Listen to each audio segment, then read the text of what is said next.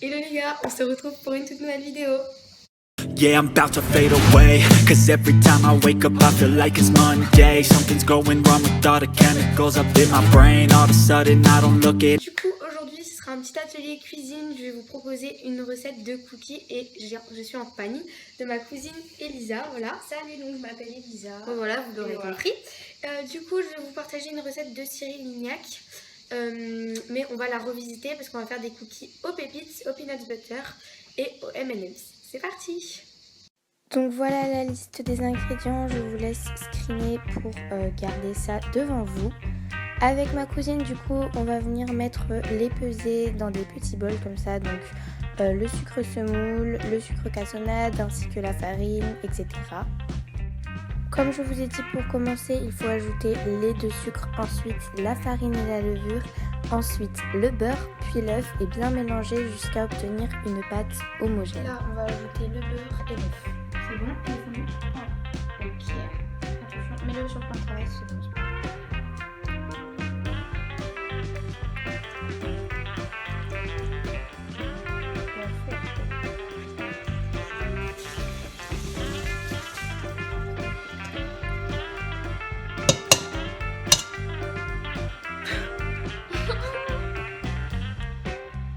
Tout va bien, ça va aller.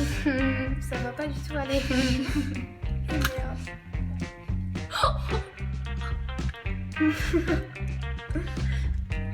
Écoutez, la cuisine ça s'apprend comme ça.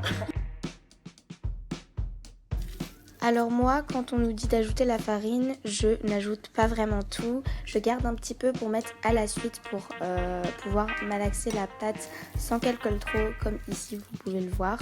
Je malaxe et j'ajoute la farine que j'avais pas fini de mettre dans ma préparation. On va diviser la pâte en 3. Alors,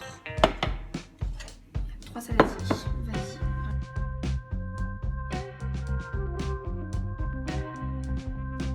Comme on vous l'a dit, on divise dans des saladiers différents et du coup dans l'un je vais mettre des pépites de chocolat, dans un autre je vais ajouter du peanut butter qui vient de New York et dans le dernier dont s'occupe Elisa, ce sera au M&M's. Elle les met dans un sachet plastique et elle vient les casser parce que sinon ça fait des trop gros morceaux et donc du coup le but est d'en faire des plus petits et de les ajouter ensuite dans la pâte.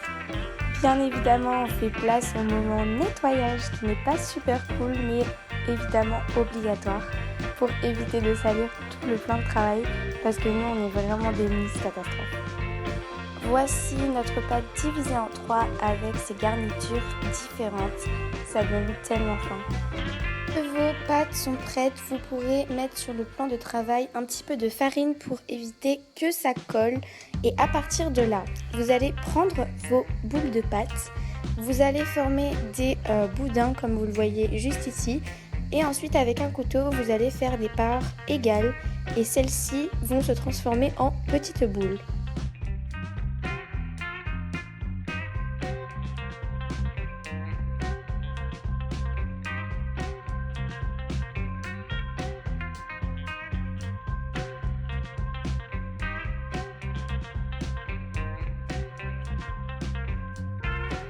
Et voilà toutes nos boulettes de pâte prêtes.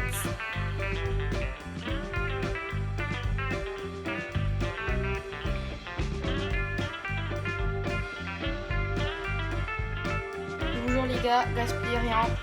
C'est trop bon. C'est délicieux. Oula, Franchement, c'est trop bon. Faut rien gaspiller, hein, vraiment. En plus, là, la pâte, elle est excellente. Ouais, vraiment, c'est trop bon la pâte crue, je vous jure, j'adore. Et franchement, faites cette recette, vous allez vraiment pas être déçus. Hein. Oui, c'est la recette de Cyril Lignac, je la trouve super bien perso. C'est parti pour enfourner la première fournée. Je vous conseille de mettre un temps de 11 minutes. Et hop, voilà le résultat des premiers cookies. Ils sont super jolis, croustillants à l'extérieur mais moelleux à l'intérieur.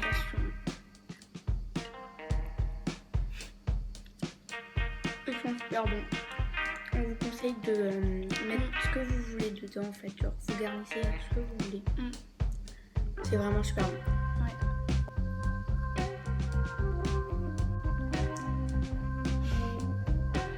Du coup voilà, cette petite vidéo est maintenant terminée, j'espère qu'elle vous a plu. Si c'est le cas, n'hésitez pas à liker, à commenter, à partager et à vous abonner. Et moi en attendant je vous dis ciao. In the same way, gotta build up of my thoughts sitting in an ashtray. I'm sorry that I'm so inconvenient, no